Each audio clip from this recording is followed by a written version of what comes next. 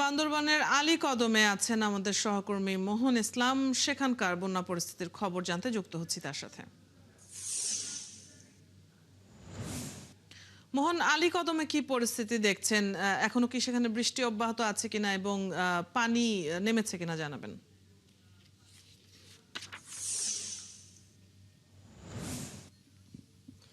অতীতে আমি যে জায়গায় দাঁড়িয়ে আছি এই জায়গায় গতকাল সকাল পর্যন্ত কিন্তু একদম গলা পর্যন্ত পানি ছিল।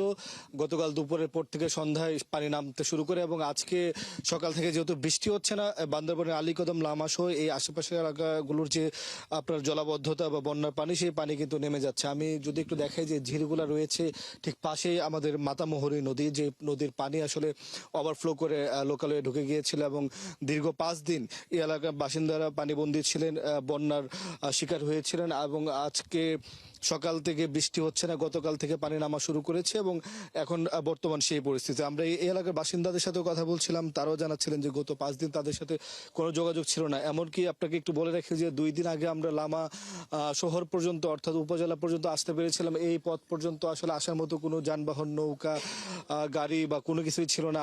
আছে যে এখানকার কি ভয়ঙ্কর পরিস্থিতি, সেই পরিস্থিতি থেকে পরিত্রাণ গিয়েছে, কিন্তু এখন যে বন্যা পরবর্তী যে দুর্ভোগ বা সমস্যা, সেগুলোর সম্মুখীন কিন্তু তারা হচ্ছেন। তারা বিভিন্ন আশ্রয়কেন্দ্র বা আত্মীয় স্বজনের বাড়ি থেকে নিজের ঘর বাড়িতে ফিরছেন এবং ফিরে বিভিন্ন সমস্যার মধ্যে পড়তে হচ্ছে। আপনি জানেন যে তারা যেভাবে যা ছিল সেগুলো সেভাবে রেখে যেতে হয়েছিল, ফলে সেখানকার তাদের আসবাবপত্র থেকে শুরু করে যেগুলো প্রতিদিনের ব্যবহার্য জিনিসপত্র, সেগুলো নষ্ট হয়ে গেছে, সেগুলো পরিষ্কার করতে হয়েছে। এবং এই পাহাড়ি এলাকার মানুষ, আপনি জানেন, এমনিতে সংগ্রামী।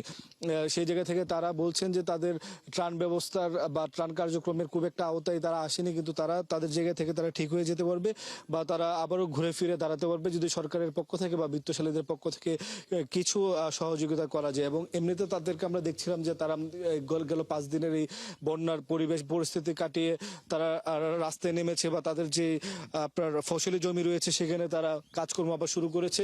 মোটা দাগে বলতে গেলে যে এখানকার পানি নেমেছে, কিন্তু তাদের যে পরবর্তী যে দুর্ভোগ, সেই দুর্ভোগ এখনো চলমান রয়েছে। পাশাপাশি তাদের যে সেই 5 দিনের ক্ষয়ক্ষতি কাটিয়ে উঠতে তাদের কতদিন লাগবে তারা এখনো নিজেরাও জানে না, কিন্তু তারা সেই কাজটি করে যাচ্ছে। অদিতি, মোহন, আপনার কাছ থেকে আমরা জানছিলাম বান্দরবানের আলী কদমের পরিস্থিতি। ধন্যবাদ যুক্ত হবার জন্য। দর্শক, বন্যা পরিস্থিতির খবর নিয়ে যুক্ত ছিলেন সহকর্মী মোহন ইসলাম।